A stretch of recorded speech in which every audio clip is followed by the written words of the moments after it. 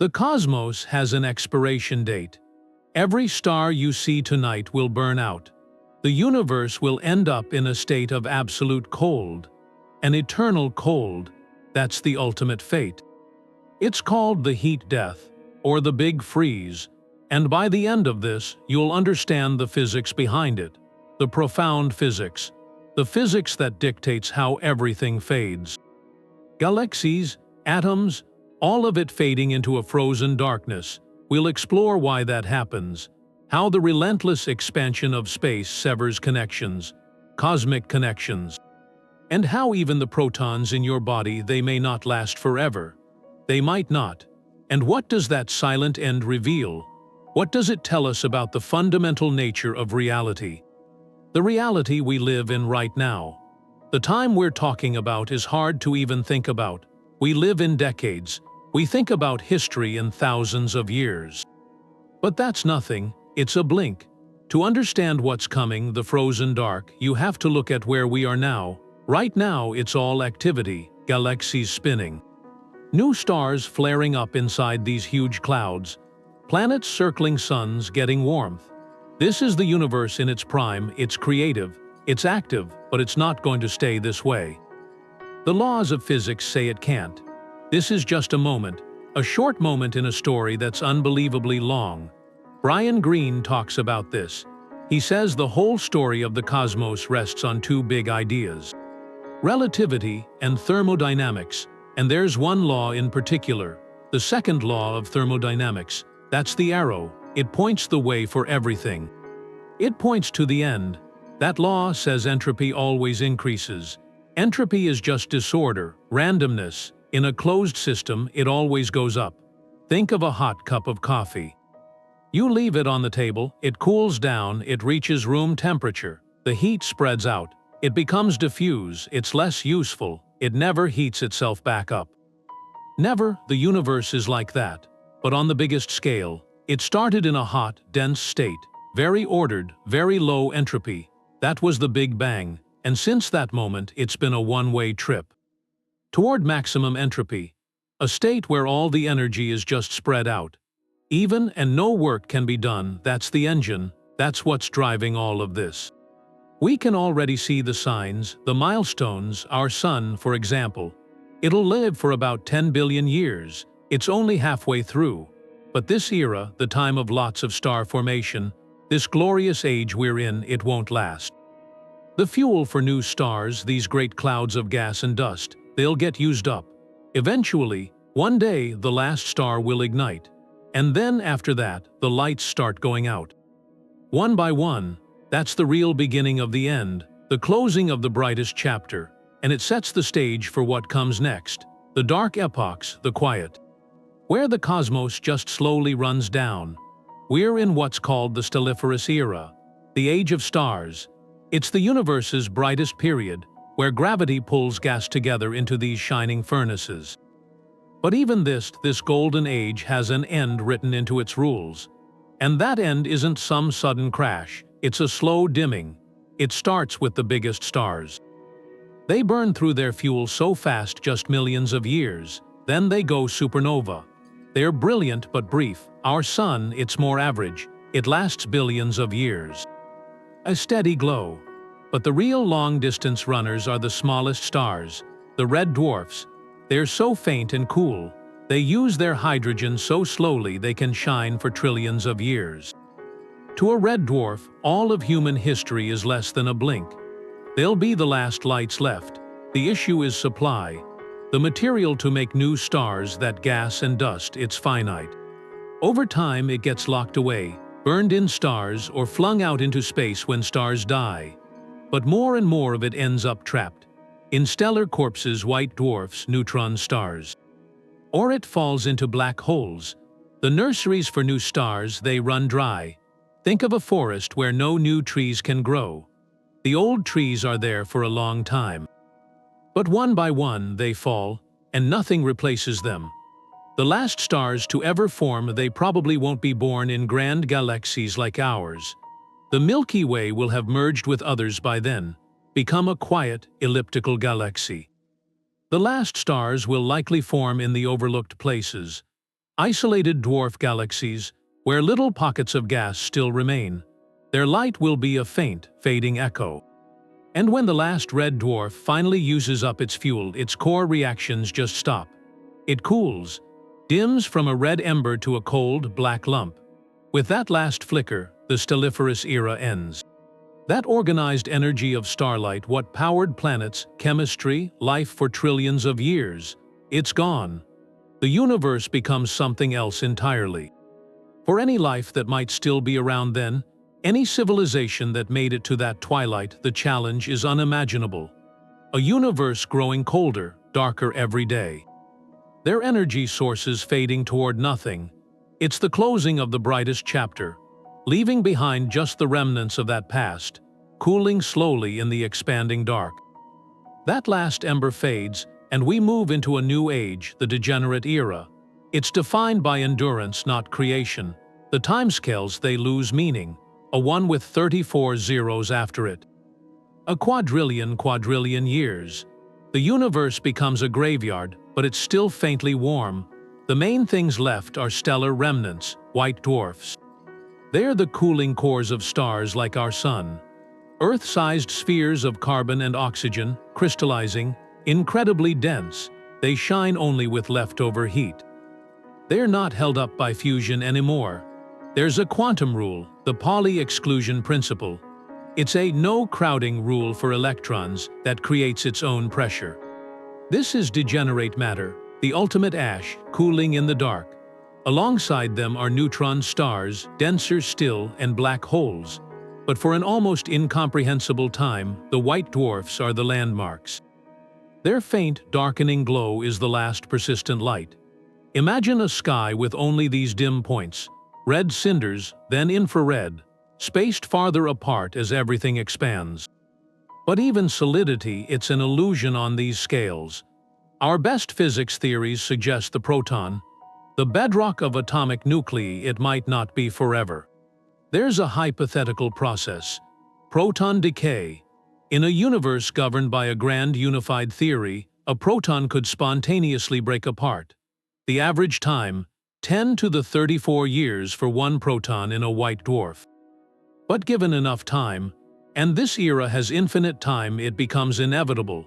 If protons decay, then the solid remnants begin to evaporate. A white dwarf isn't just cooling. It's dissolving, very, very slowly. Its matter turns into radiation, lighter particles, leaking into the void. Neutron stars, any surviving planets, same fate. This dissolution is so slow it makes a star's lifetime seem instantaneous. This era isn't about dramatic events. It's about the imperceptible fade.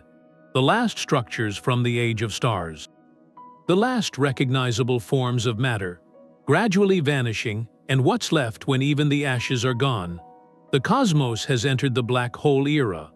All that's left are gravity's final strongholds. The matter is gone. The galaxies, the stars, the planets, all of it has been torn apart or evaporated. What remains are the black holes, the supermassive ones that anchored galaxies, and the smaller ones from dead stars. They drift in a near-perfect vacuum, an expanse so vast that collisions are almost unheard of. This era could last a googol years, a 1 with 100 zeros.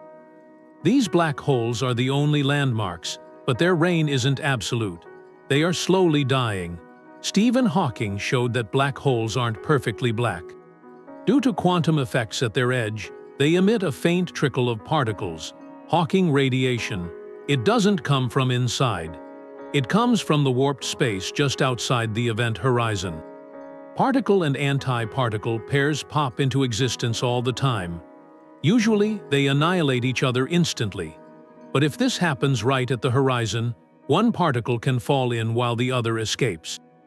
To an outside observer, it looks like the black hole emitted a particle. And to do that, it loses a tiny bit of mass, so a black hole very, very slowly evaporates. The process is unimaginably slow. A black hole with the mass of our Sun would take 10 to the 67 years to evaporate. That's a 1 with 67 zeros. For the supermassive ones, it could take 10 to the 100 years. These numbers, they are the universe thinking in deep time.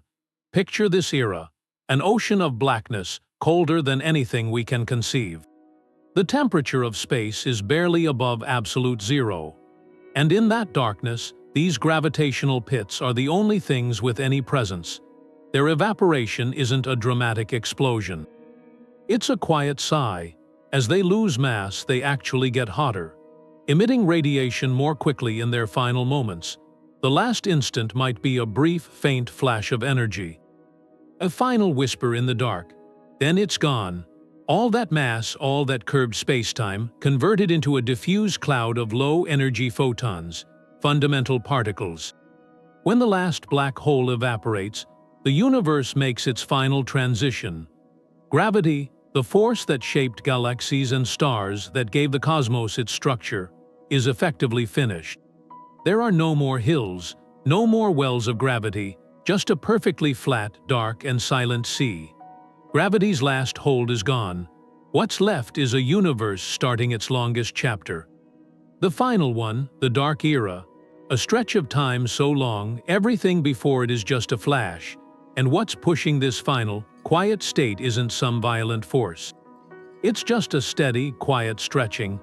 To see the frozen part of our future, you have to look at the most mysterious thing in the cosmos: dark energy. For most of cosmic history, gravity was in control. It pulled matter into galaxies, into stars. But then, about 5 billion years ago, something shifted.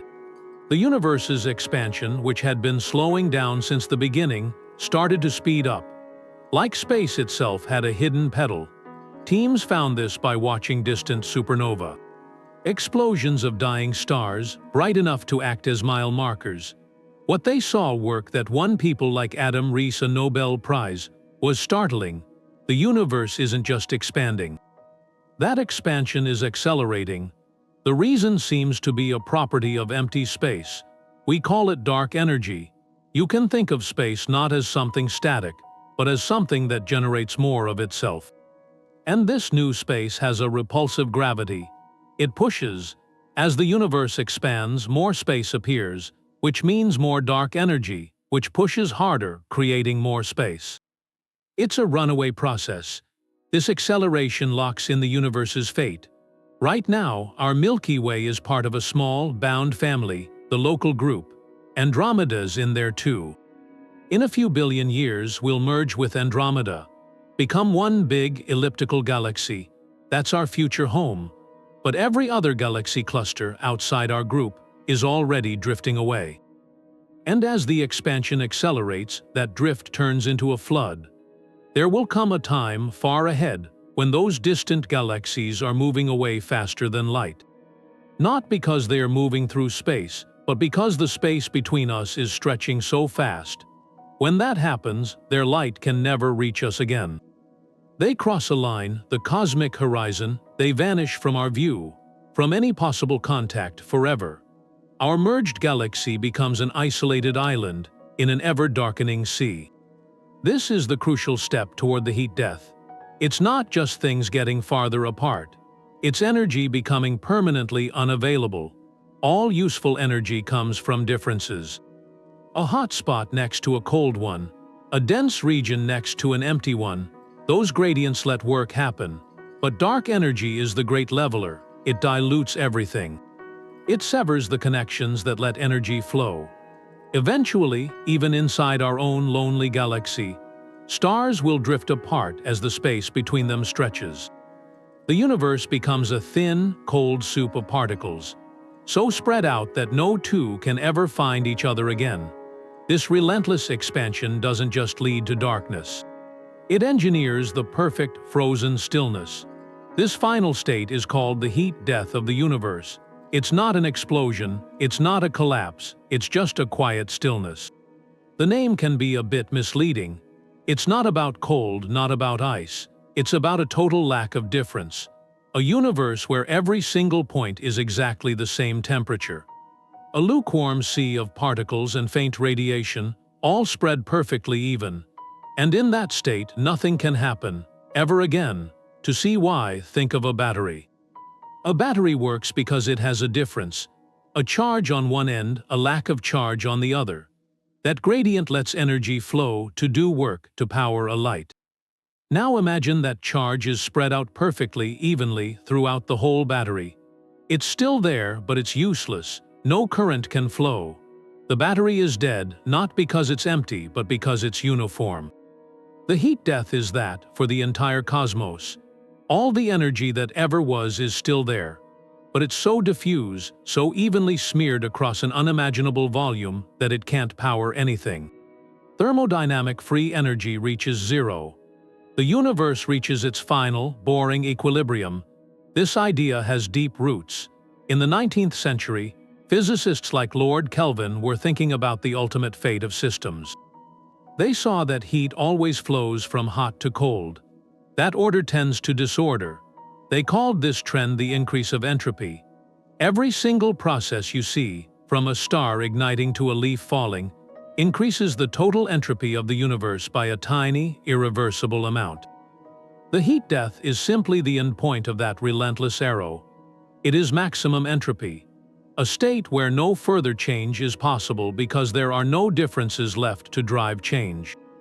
And what that means for the story of the cosmos is an end to all complexity.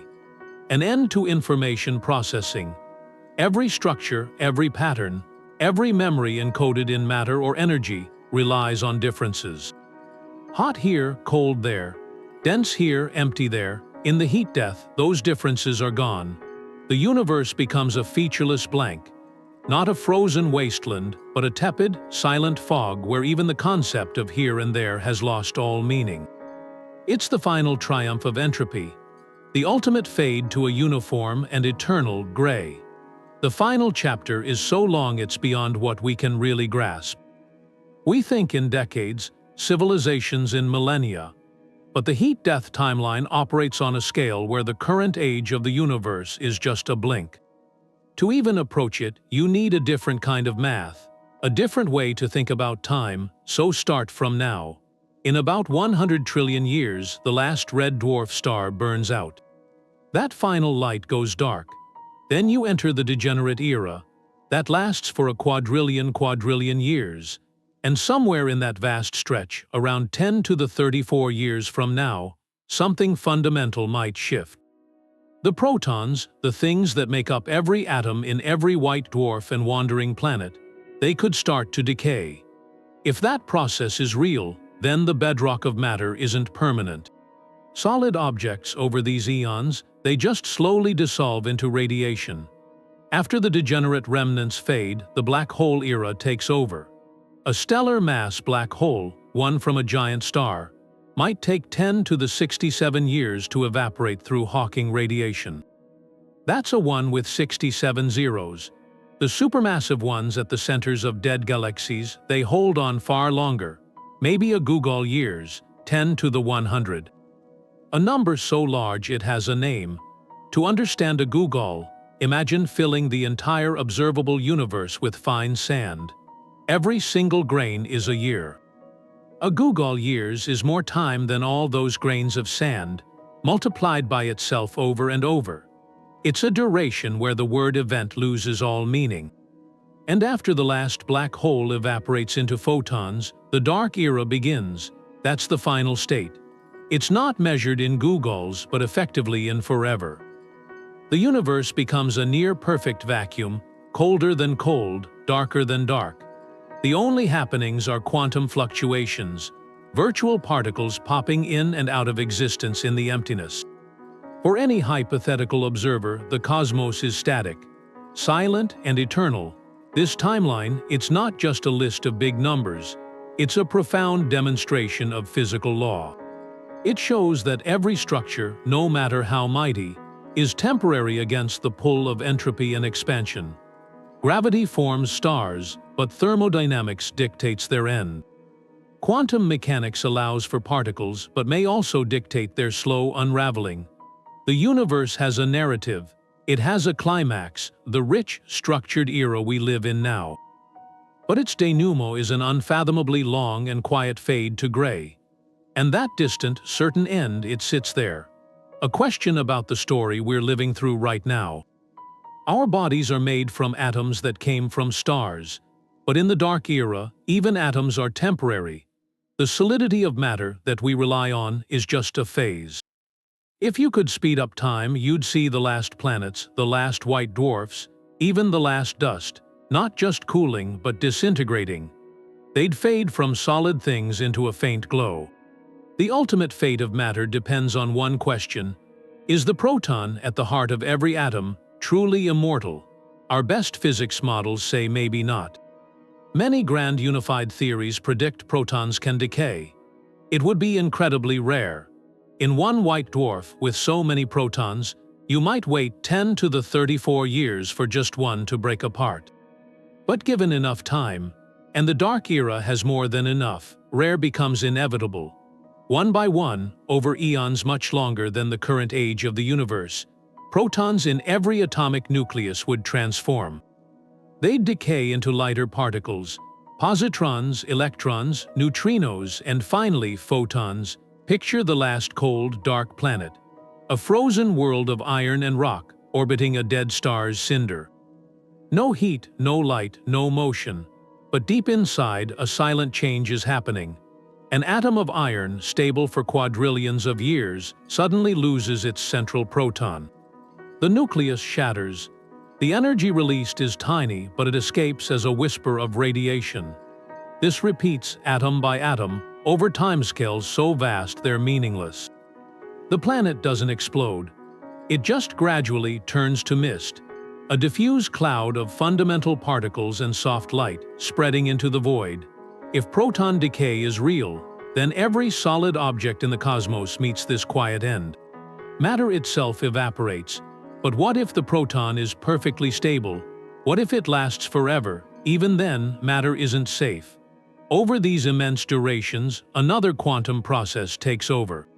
It's called quantum tunneling. Normally, for two atomic nuclei to fuse, they need tremendous heat and pressure to overcome their repulsion. That's what happens in stars. But given enough time, there's a tiny probability that nuclei can just tunnel through that barrier. Without any heat, they can fuse. This leads to a slow, cold nuclear alchemy. Quantum nucleosynthesis. Over googolls of years, all atomic nuclei would eventually tunnel their way up the periodic table, fusing into the most stable element. Iron. The whole universe would become a cold, dark sea of iron dust and electrons. And even that iron isn't the final step. Given even more time, the iron nuclei themselves could quantum tunnel into a single, ultra-dense lump. Or they could decay in other ways. The details are debated, but the outcome is the same. Complexity is erased. So whether through proton decay or quantum drift, the result converges. The universe is left with only the simplest particles, a thin soup of photons, electrons, positrons, and neutrinos, all drifting endlessly apart in the expanding dark. No atoms, no molecules, no chemistry, no solidity. The rich architecture of matter which made planets and life and thought is completely undone. This transformation is the final step to reach the heat death. It's not enough for energy to be spread out. The very substrates that could hold information, that could create a new difference, must also be dismantled. The universe is preparing its canvas, wiping it clean, leaving only the most basic brushstrokes of existence. And on that blank slate, one last, strange possibility flickers. For an almost unthinkable amount of time, it won't be completely dark. The universe will hold these faint, dying glimmers, a twilight that lasts for eons. The first is the cooling glow of stellar corpses. A white dwarf, the Earth-sized core of a star like our Sun, starts out incredibly hot. It shines with a fierce white light. But with no fusion to keep it going, it can only cool. Over trillions of years it dims, from white to yellow to red to a deep infrared. Eventually it becomes a black dwarf. A cold, dark sphere of crystallized carbon. But even a black dwarf isn't truly black. It still gives off a tiny amount of thermal radiation, a whisper of warmth against the absolute cold. This glow is so faint we couldn't see it. But for a very, very long time, it's a source of the last photons. Then there's the strange light from black holes themselves. As they evaporate through Hawking radiation, they emit particles, In their final moments, when they become very small and hot, this process speeds up. A dying black hole might produce one last, brief flash, gamma rays or other high-energy particles, a final, defiant signal before it vanishes, but these events become rarer and rarer. As the black hole population dwindles, the space between these dying flashes stretches longer than the current age of the universe. We also carry a relic glow with us right now. The cosmic microwave background, the afterglow of the Big Bang, it's everywhere, a uniform bath of microwaves. But dark energy is stretching space, and that stretches the wavelength of this light. Over time, it will redshift, from microwaves to radio waves, to wavelengths so long they're effectively undetectable. The energy of each photon becomes so low it blends into the quantum noise of the vacuum. The universe's oldest light will fade from view, and in the vast quiet there might be one last, rare spark. Brown dwarfs, failed stars too small to ignite fusion, could still drift for eons. If two of them slowly spiral together and collide, the impact could briefly squeeze their material enough to trigger a flash of nuclear fusion, a single, lonely star being born in a universe that has long forgotten how. It would shine for a short while, a final, poignant echo of the stellar era before fading forever. The key is, all these sources don't just get dimmer. They get redder. Their light is stretched to longer and longer wavelengths by the relentless expansion of space. Imagine a note from a piano. First, it's a clear, high chime. Over eons, it drops to a low hum, then to a vibration you can't hear. Finally, to a frequency so low it's one wave every million years. It's still technically there. But it carries no usable information. It's no longer light as we know it. This gradual extinction of the last photons is deeply symbolic. Light is information. A photon traveling from one point to another carries data about its source. When the last meaningful light sources fade, and the remaining radiation is stretched into undetectability, the universe loses its ability to tell a story. No signal can travel from one place to another. No event here can be known there. Every point in the cosmos becomes an isolated island, not just in space but in time.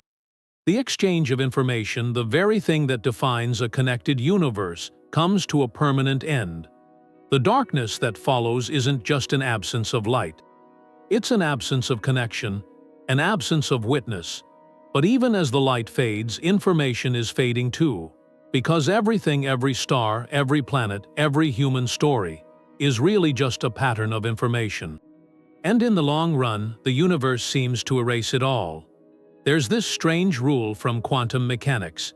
Information can never be truly destroyed, not even if it falls into a black hole. It isn't deleted, it gets scrambled, transformed into something so complex and diffuse it's lost forever. Think of a book thrown into a fire. The paper burns to ash and smoke. The specific arrangement of ink on the page is gone. But in principle, if you could track every atom of ash and every photon of light, you could reconstruct the book. The information is preserved in the chaos, but it's irretrievable. You'd need a computer larger than the universe to decode it. That's the fate of cosmic information. It's not annihilated, it's diluted beyond recovery. Now picture the memory of Earth. All its history, every mountain, every ocean current, every life form, every thought. That information is encoded in the precise arrangement of atoms here. But over the eons, those atoms will scatter, some blown into space when the sun dies, others drifting apart in the dark. That specific, beautiful pattern gets smeared across light years. The signal, the meaningful structure fades into the noise of random particles. The signal-to-noise ratio drops to zero. It's like a single voice fading into the roar of an infinite crowd. You can't pick it out anymore. It's still there in some cosmic sense. But it's no longer a story. It's just background static. This leads to one of the deepest puzzles in physics, the black hole information paradox. When something falls into a black hole, it vanishes behind the event horizon. And according to Hawking's work, the black hole eventually evaporates, leaving only thermal radiation. But thermal radiation is random. It carries no information about what fell in. So where did the information go? That seems to violate the quantum rule that information must be preserved. Modern theories, like the holographic principle, suggest a wild answer. The information of what falls in isn't lost inside. It might be encoded on the surface of the black hole's event horizon, or imprinted on the Hawking radiation itself, in incredibly subtle correlations between particles. Some even suggest it gets projected onto the distant cosmological horizon, the edge of our observable universe. It's preserved, but in a form no one inside the universe could ever access or decode. For any civilization, for any record, the practical outcome is the same. Entropy wins, whether it's the slow dissolution of a proton or the relentless stretching of space. The intricate patterns that hold meaning are undone. The data in this video, the memory of your own life, the blueprint of a galaxy, all will be scrambled by time.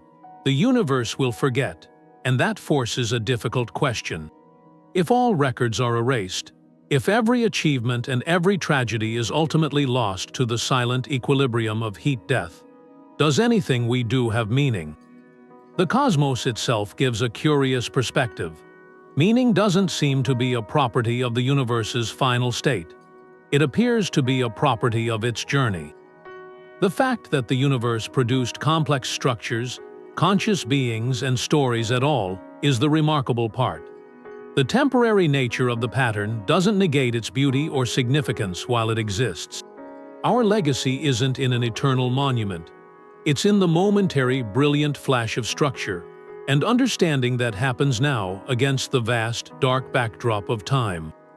The erasure of history is certain, but that makes the history we are writing all the more precious. But our whole picture of this frozen end comes from one model of the universe. It's the lambda CDM model. Lambda is dark energy. CDM is cold dark matter. That's our best map right now, and it fits everything we see. The cosmic microwave background where the galaxies are, the fact that expansion is speeding up. All of it fits, and this model, it points straight to the heat death. To the big freeze, that's where we're headed. But is that the only map? Could the story end another way? There are other ideas scientists have looked at. Each one is a different kind of ending. One is the Big Rip. So imagine if dark energy isn't steady. Imagine it gets stronger over time. It wouldn't just push galaxies apart. It would get so strong it beats every other force. First it tears galaxy clusters apart, then galaxies themselves, then stars from their planets, then it tears apart planets, then molecules, then atoms, and finally it would rip spacetime itself. The end isn't a freeze. It's everything being shredded all at once. Then there's the big crunch. That's the opposite. What if the expansion slows down? What if it stops and goes into reverse? Gravity wins, maybe with help from something we haven't found yet. The universe starts to contract. Galaxies rush back together. The temperature climbs. Space gets squeezed smaller. Everything collapses back into a hot, dense point. A singularity, like a mirror of the Big Bang. And that idea opens up another possibility. A bounce, a cycle. A big crunch that leads to a new Big Bang over and over. Death and renewal. Those are compelling stories, but the data we have now says they're probably not right. When we look at distant supernova, at the large-scale structure of everything, it all shows an expansion that isn't slowing down for a crunch, and the dark energy looks constant, not getting stronger for a rip. The evidence really points to the slow, cold fade. But this is where science humbles you. Our understanding is based on the universe we can see and measure right now. Dark energy is still the biggest mystery. Is it really a constant force like Einstein thought? Or could it change over trillions of years? That would change the fate we're predicting. There could be unknown physics, something from a deeper theory of quantum gravity, that gives us totally new rules for the final act. That uncertainty isn't a weakness. It's what keeps discovery going. It means cosmology is alive, it's still evolving. The big freeze isn't a proven fact, it's the leading forecast. It's the most sober prediction from where we stand now. It's the most likely end based on everything we know. But the universe has surprised us before. And in that slim chance of a different ending, there's still a flicker of mystery. A question that keeps us looking up, wondering what other stories might be waiting in the dark. The slow fade to frozen darkness seems like a predetermined fate. But our most basic theories of reality point to a different end. A far more sudden one. That's vacuum decay. To get it, you have to picture the universe not as empty space, but as a field. An invisible energy fabric that fills everything. In quantum field theory, what we call a vacuum isn't truly empty. It's just the lowest energy state of these fields we know. But what if it's only the lowest state we know? What if our whole cosmos is sitting in a false vacuum? A temporary valley of stability, but not the absolute bottom. Think of a ball resting in a small dip on the side of a much larger hill. It seems stable. It can sit there for an incredibly long time. But deep below, there's a much deeper valley. That's the true vacuum, a state of lower, more stable energy. Our universe is that ball in the shallow dip. And the laws of physics we know, the strength of gravity, the mass of an electron, all of it, they're determined by the shape of this dip. Now, through a random quantum fluctuation, a bubble of that true vacuum could form. A tiny region where the field tunnels through the hill and drops into the deeper valley. This isn't science fiction. It's a direct prediction from our equations if our vacuum is false. Once that bubble forms, it would expand in all directions at the speed of light. The boundary isn't a physical wall. It's a rewriting of reality itself. As it expands, it converts the false vacuum of our universe into the true vacuum. Inside the bubble, the fundamental constants and forces would be different. The strength of nuclear forces, the rules of chemistry, could be altered so drastically that atoms as we know them couldn't hold together. Matter itself would dissolve. The process would be instantaneous and unstoppable for anything in its path. You would have no warning. One moment, the universe is as it is. The next, from a point of origin, a sphere of new physics grows, erasing everything. The probability of this starting in any given region of space in any given year is astronomically small. So small it's effectively zero on human timescales.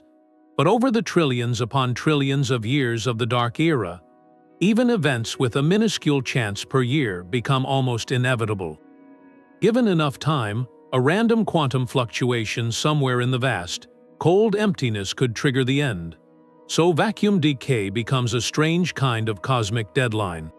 It suggests the slow, predictable heat-death timeline might have a sudden, random interruption. This adds a layer of unpredictability to the far future. It means the universe's story might not be a slow, gentle fade to gray. It could be a sudden, definitive period placed at the end of a sentence, long before the final page is ever reached. While entirely theoretical, it's a reminder that on the canvas of deep time, even the most stable-seeming structures rest on a quantum foundation. A foundation that is, in its heart, uncertain. The frozen darkness might never arrive, because a single, random event could rewrite the rules of the game entirely. The long fade of the universe does raise a question. Could any kind of awareness survive into that distant dark? Our own existence is tied to an era of abundant energy, of stars and chemical reactions. But then you have the eons that come after. Thinkers like Freeman Dyson wondered if an advanced civilization could stretch across those timescales. Maybe by using the energy of black holes, or by slowing their own perception to match the cooling cosmos.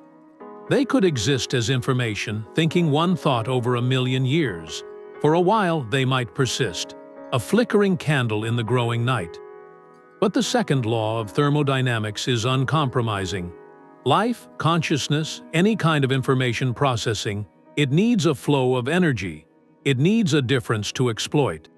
A hot and a cold. As the universe approaches heat death, those differences vanish. The energy is still there, but it's uniformly spread, like a perfectly flat lake with no current. No work can be extracted. No computation can run. Even the most ingenious beings would eventually face a universe with no usable fuel. Their thoughts would slow and then stop as the last bit of free energy was spent. The battle against entropy is one that every conscious entity is destined to lose. This leads to one of the strangest speculations in physics. If you wait long enough in a near-equilibrium universe, random quantum fluctuations can produce anything.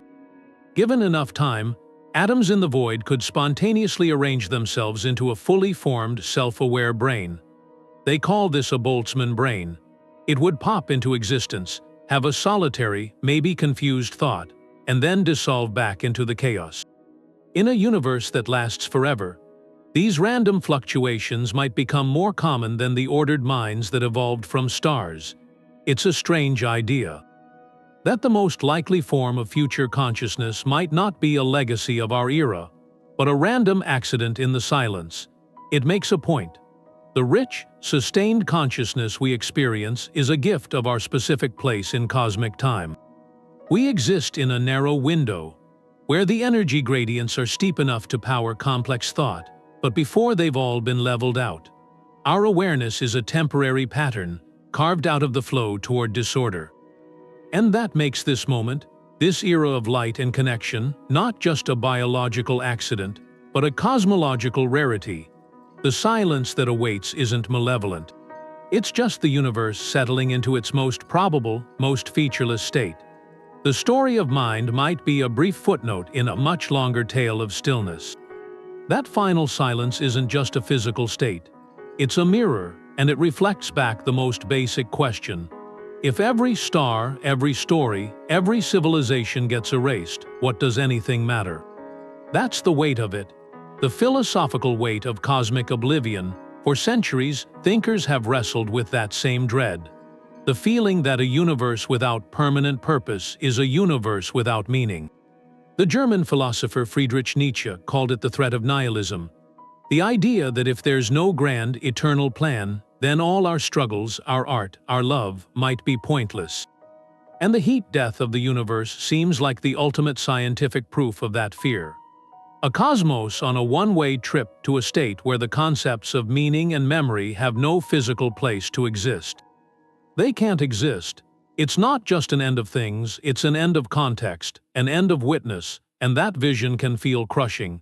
It suggests all of human history, every triumph and tragedy, is a temporary flicker in an endless night.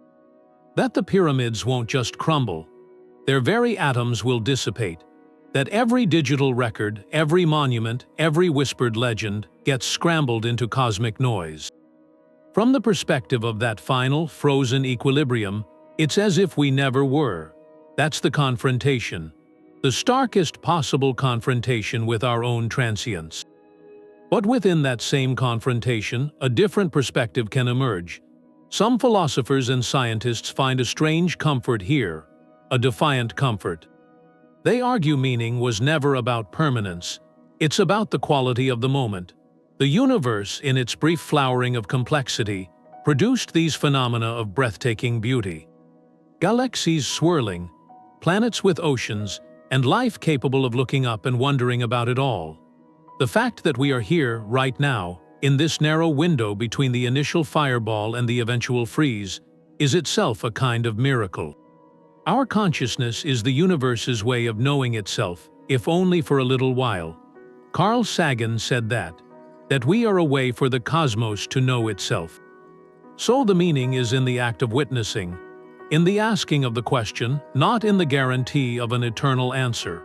This ultimate fate forces a shift. It asks us to locate our value not in an everlasting legacy, but in the present experience, in the connections we make, the beauty we create, the understanding we gather. The fleeting nature of a sunset doesn't make it less beautiful. It makes it more precious. In the same way, the temporary blaze of the stelliferous era and our brief lives within it gain their significance from their rarity. From their richness, the heat death doesn't erase the reality of a symphony heard, or a discovery made, or a kindness shared. Those experiences are real within their time. Their value is intrinsic, not dependent on echoing forever in a dead universe. So the frozen darkness ahead is not just an end, it's a frame. It defines the borders of our story, giving sharp contrast to the brilliant, temporary light inside it.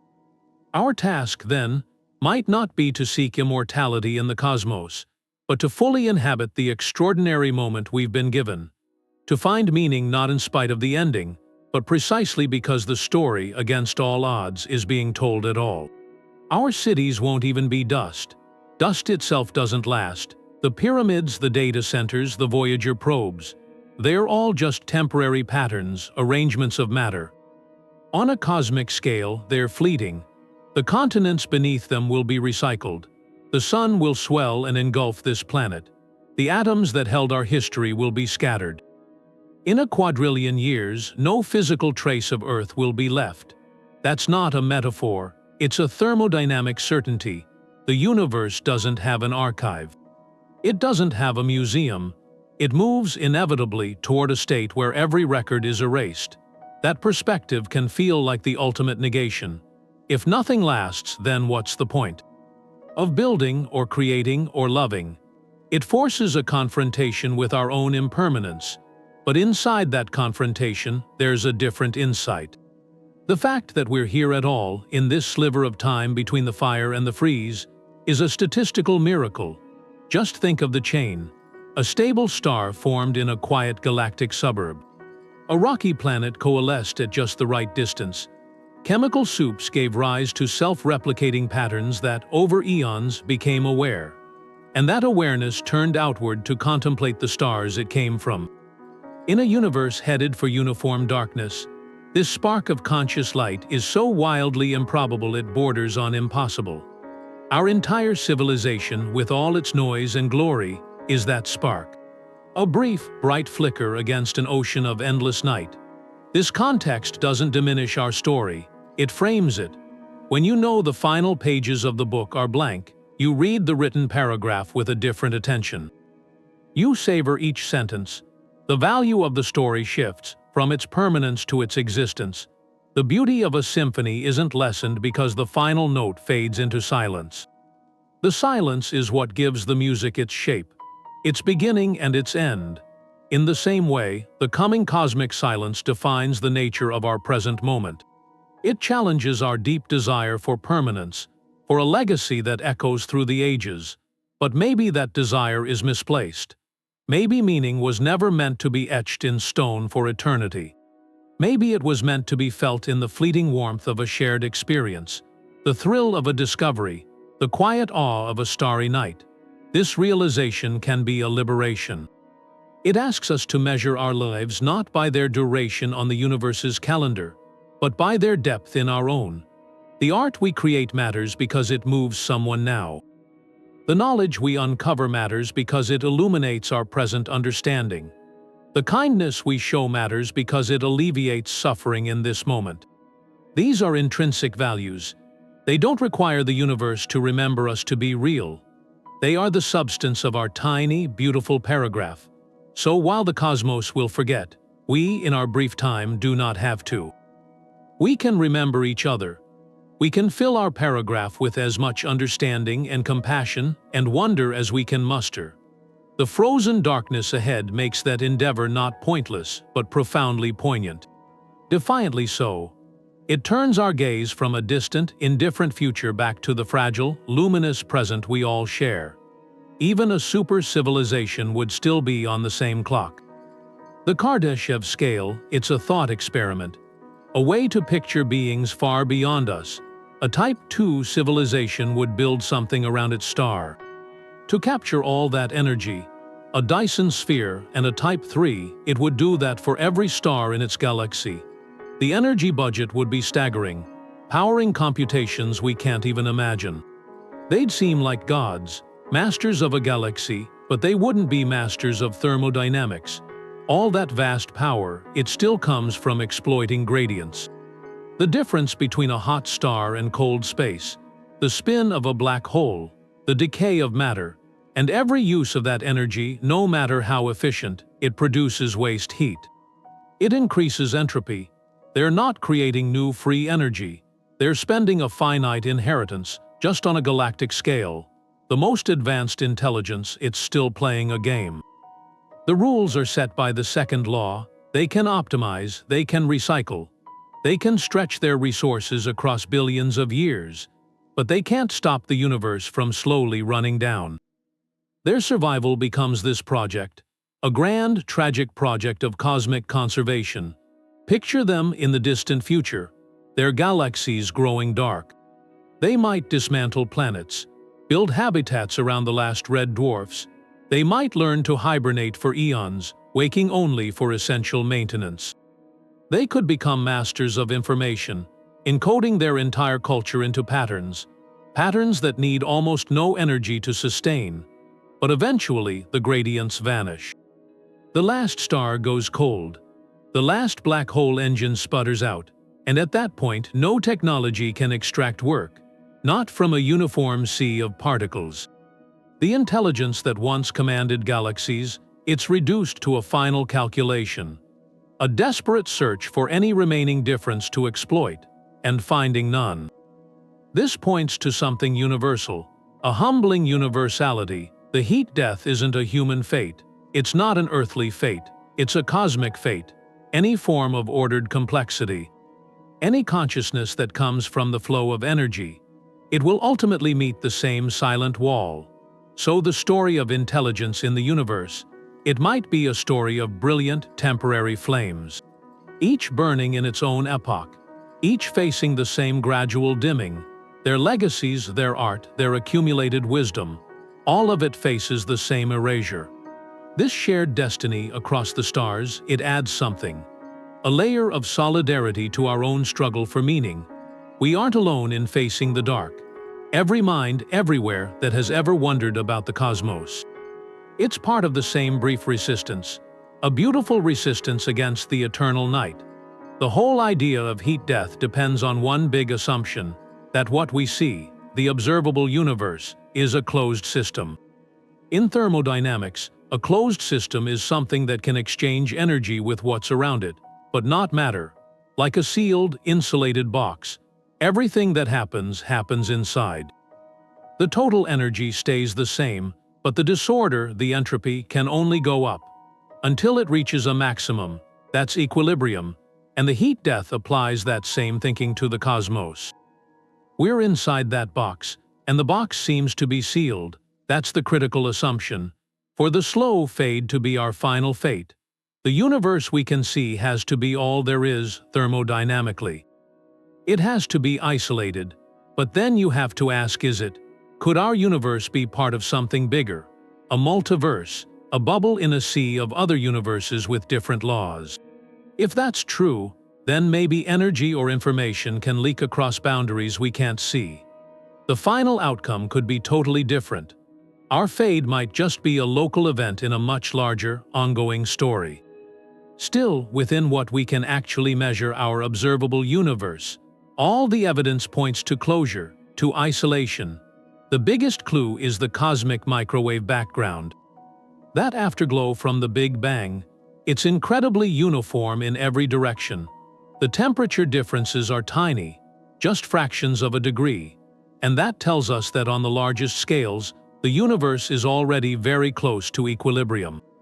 There are no vast, unseen heat baths connected to ours, no cosmic pipes bringing in new energy, and the expansion, driven by dark energy, is only making that uniformity more perfect.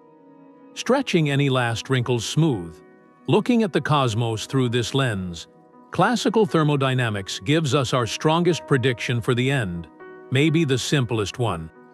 It's a story that starts with a specific set of conditions, the hot, dense, low entropy state of the Big Bang, and it follows the second law to its logical conclusion. Every process, a star shining, a leaf decaying, pays a tiny tax in entropy, and over enough time that tax uses up all the useful energy, the system runs down. This framework is powerful because it doesn't need new physics. It uses the laws we've confirmed here on Earth and applies them to the largest canvas. It tells a coherent story from start to finish, a story of initial order unraveling into final disorder, a quiet conclusion written into the first moments. The possibility of a multiverse is still speculation, but the closed system of our observable universe gives a clear forecast, a sobering one, for the journey of everything we can ever know. The whole story of the cosmos, from that first flash to the final quiet, it feels like an epic poem. But the verses aren't written in words. They're written in states of matter, in energy. It starts with a burst, a creative fire, the Big Bang. That's the first verse. Unimaginable density and light. And from that initial stanza, the poem just unfolds. It moves into chapters of structure. Gravity writes the lines that form galaxies. Those are the swirling stanzas, each with 100 billion stars. And inside those stellar verses, nuclear fusion happens. It forges the heavier elements. That becomes the ink, really, for the next passage. Planets, oceans, and in one rare line, life. For a long time, the poem is loud. It's brilliant. It speaks in the blue-white light of massive young stars. It murmurs in the red glow of aging giants. It paints these images in the clouds of stellar nurseries, in supernova remnants. This is the universe in its creative prime, building complex structures with furious energy. But the meter of the poem, it's set by fixed laws. The second law of thermodynamics is the rhythm. It's a slow, steady beat toward a quieter, colder cadence. So the creative verses, they give way. The lines become about dissolution. The star-forming nebulae, they thin out. The stellar lights, they wink out one after another. The stanzas that are left, they are about endurance, then evaporation, then silence. The final verses are the longest. They're the most subtle. They describe a black hole evaporating into photons, the stretching of a photon's wavelength over an eon. The universe, having spent all that creative energy, turns its focus inward. Toward minimalism, the poem ends not with a bang or a crunch. It ends with a quiet, cold, perfectly even blank page. The heat death. To only appreciate the stanza we live in, the vibrant middle chapter, it's to miss the arc of the whole work. The grandeur is in the full narrative, from the explosive first word to the silent, frozen last. And this scientific understanding, it mirrors something ancient. A human intuition. Cultures across time have told these myths. Creation from chaos or fire, followed by ages of glory and then a dissolution, a great sleep. Our modern cosmology found that same poetic arc. Not in allegory, but in the empirical language of physics. It's a story of becoming and unbecoming. We're temporary citizens of a single, beautiful verse in an unimaginably long epic. Our moment is fleeting, but it's part of a sequence, and that sequence gives it context, a strange, solemn beauty. The poem ends with a universe that's forgotten how to change. After the last black hole disappears, you get the dark era. A near-nothingness, but it's not a pure void. It's more like a sea. An unimaginably thin, cold sea of the most basic particles. Photons stretched out, their wavelengths longer than the universe was once wide. Electrons and positrons drifting alone. Neutrinos passing through everything, ghost-like. The temperature is the same everywhere. Just a whisper above absolute zero.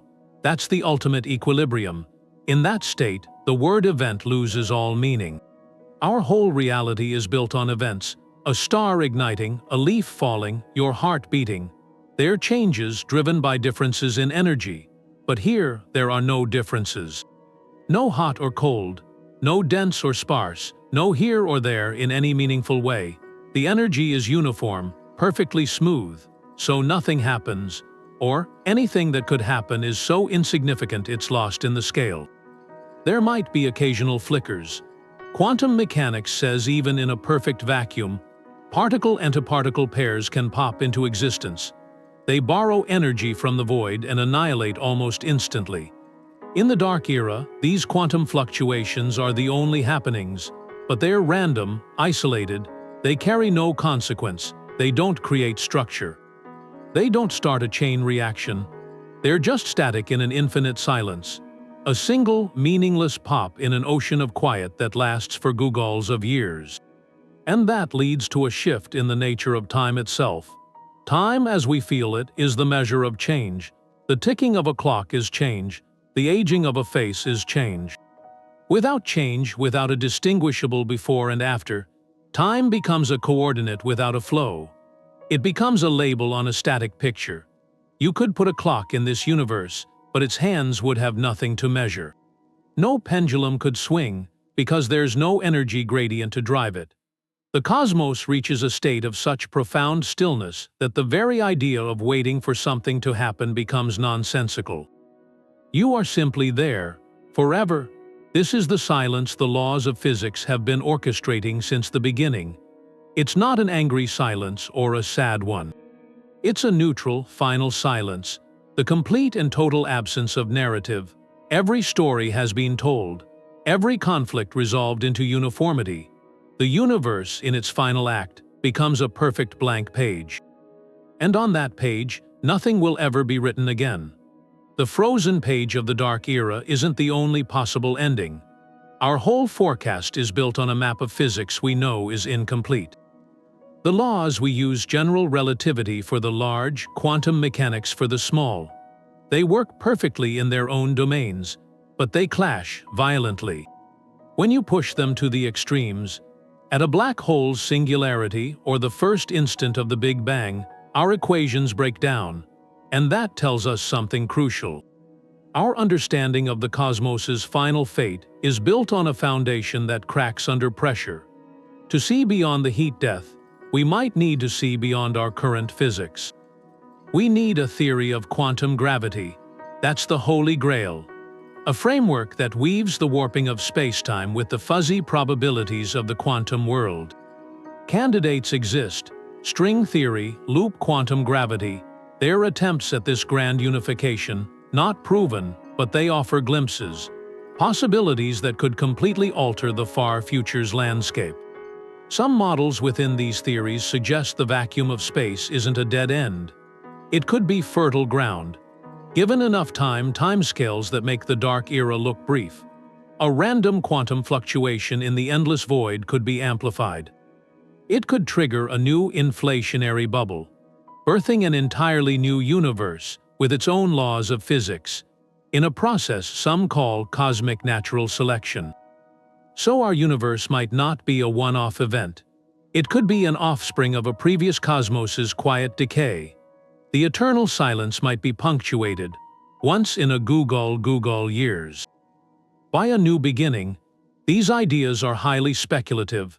They live at the frontier of theoretical physics, not in the realm of observation, but their value is profound. They're a necessary reminder of humility.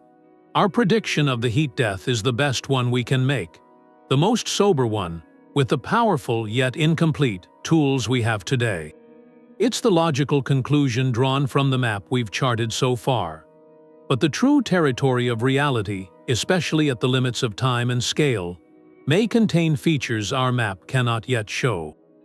The ultimate chapters of cosmic history, written in the language of a physics we haven't mastered, could hold surprises. They could rewrite the ending entirely. The frozen darkness is our most likely destination, but the journey there may be far stranger than we can currently imagine. This knowledge can feel like a weight, a deep dread. It's the shadow side of wonder. When you really see the scale of what's ahead, the frozen dark, it can trigger a profound insignificance. Philosophers and psychologists have names for this: cosmic horror, eschatological dread. It's a kind of vertigo, seeing your whole story and the story of everything you love as just a brief flicker against an infinite night. It's the emotional echo of the second law of thermodynamics, that everything we build is temporary, that every memory gets erased. This isn't a trivial fear. It's a confrontation with the fundamental conditions of existence, and every culture has wrestled with this. In its own way, they've built frameworks of meaning to stand against the void. Some find solace in spiritual beliefs, in the idea that consciousness or spirit transcends the physical cosmos. That while stars fade, something essential persists, in a realm beyond entropy. That perspective offers continuity. It places our story inside a larger narrative, maybe an eternal one.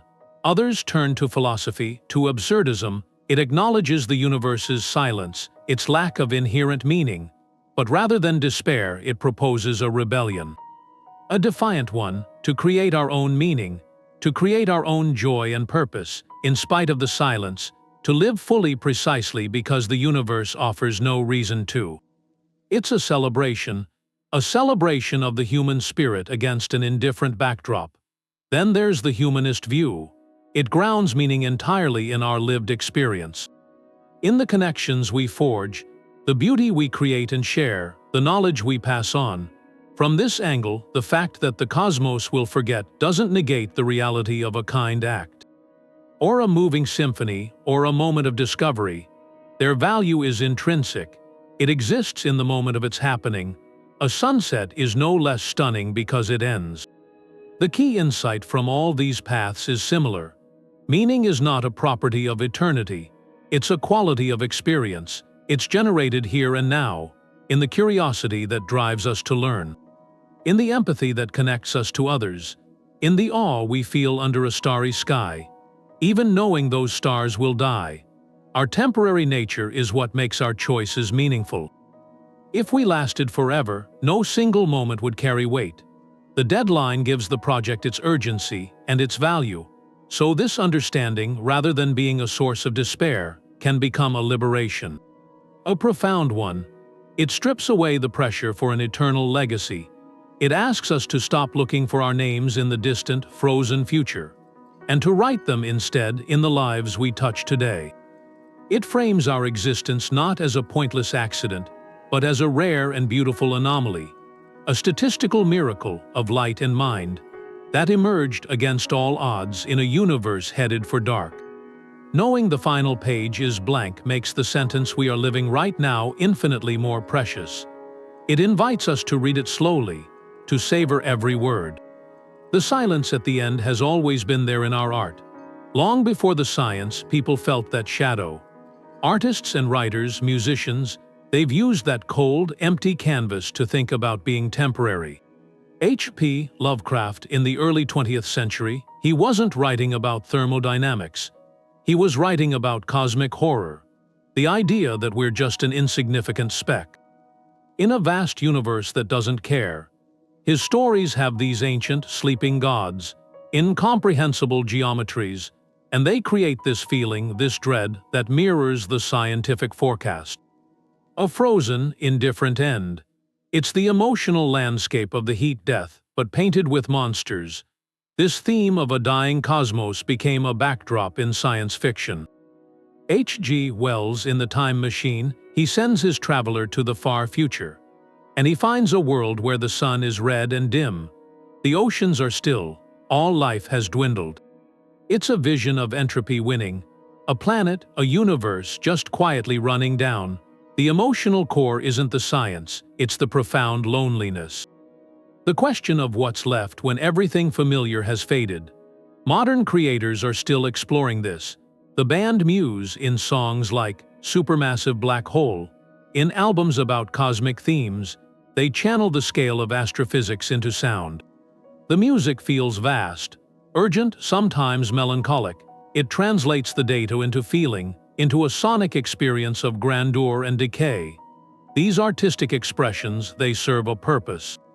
They let us process the enormity on an emotional level. A scientific paper can describe proton decay over 10 to the 34 years. But a painting, a novel, a symphony, it can make you feel the weight of that time. The crushing solitude, the fragile beauty of a light against the dark. Art uses that frozen darkness as a stage. On it, we play out our dramas about legacy. If the universe forgets, why create anything? Why build or write or love? Art confronts that question. It shows characters struggling to inscribe their meaning onto a universe that seems intent on erasing it. And in their struggle, we see our own.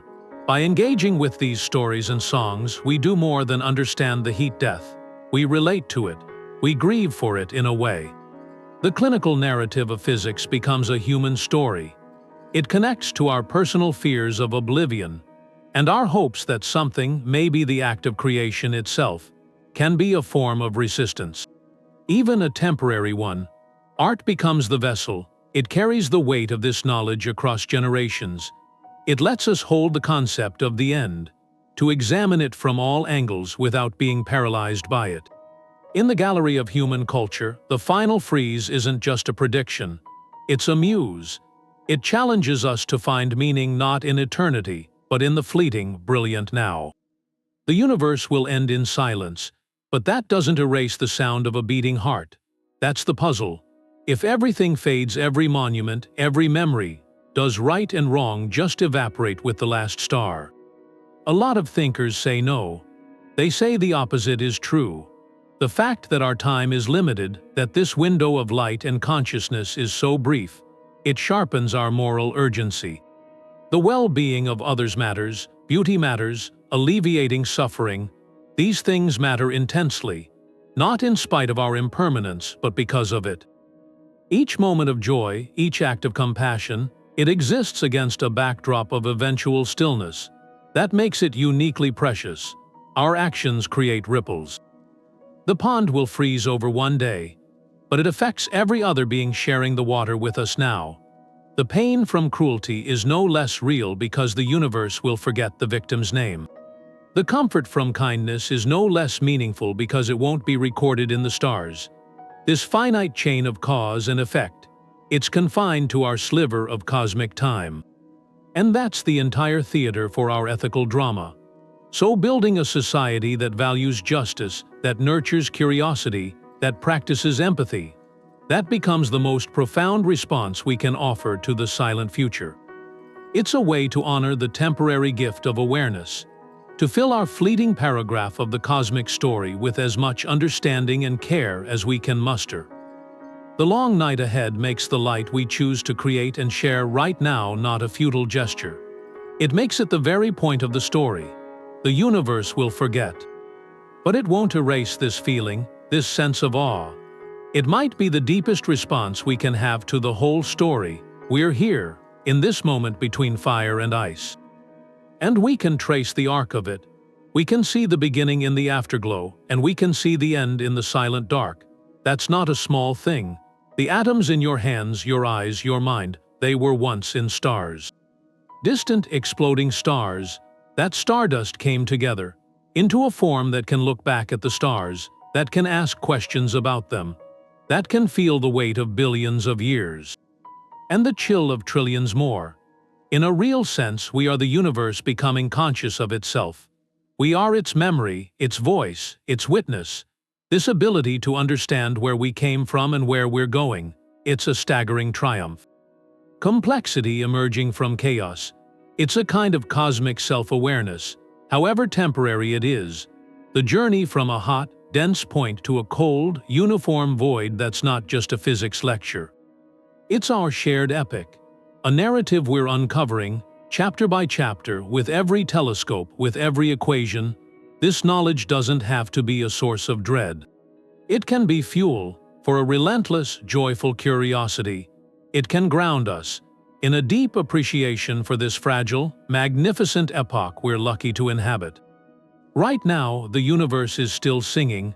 Stars are being born, planets are circling, the gradients that allow for thought. They're steep, they're rich. So our task isn't to despair over the final silence. It's to learn as much as we can, to explore with passion, to connect with each other, and to cherish every act of beauty we create. Every bit of understanding. We get to be part of this drama, to witness this incredible middle chapter. That's a privilege, afforded to a vanishingly small fraction of all the atoms in the cosmos. So let the certainty of the distant dark not paralyze you. Let it focus you. Let it turn your gaze outward to the stars, and inward to the wonder they inspire. Our paragraph in the story is brief, but it's ours to write, with as much courage, compassion, and awe as we can possibly muster. We've moved from the stelliferous era, the time of stars and light, all the way to the dark era, a silent, permanent state. And what that shows is a universe on a one-way path. Entropy keeps increasing. Dark energy keeps pushing. Every structure is going to decay. Galaxies, stars, even protons. The energy will spread out into a perfectly even sea. A maximum equilibrium, where change itself becomes impossible. It's not a dramatic collapse, it's a slow fade. A cold, profound stillness. Now, there are other ideas: the Big Rip. A cyclical universe, they capture the imagination. But the heat death, that's the forecast from our best maps of physics. The most supported conclusion, and that knowledge, it doesn't have to shrink our story. It can expand the perspective, on an almost incomprehensible scale. It frames this moment of consciousness, our moment, not as some trivial accident, but as a rare anomaly. In the long narrative of time, this era, this window of light and connection, it's the universe's creative peak. The chapter where matter became complex enough to wonder about itself. And that fact, it carries a weight. It asks us to measure value differently, not in eternal monuments, but in the depth of the present, in the connections we make, the beauty we create, the understanding we pass forward. A silent future makes the symphony of the present infinitely more precious. So reflect on what that means.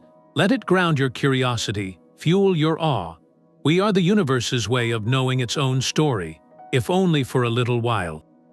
And that is a privilege, worth celebrating every day.